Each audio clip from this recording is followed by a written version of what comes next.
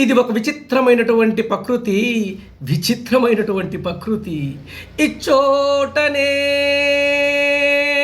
ఇచ్చోటనే సత్కవేంద్రుని కమ్మని కలలు నిపులోన కరిగిపోయే. ఇచ్చోటనే ఇచ్చోటనే భూములేలు రాజన్యుల అధికార ముద్రికల్ అంతరించే. ఇచ్చోటనే లేత ఇల్లాలి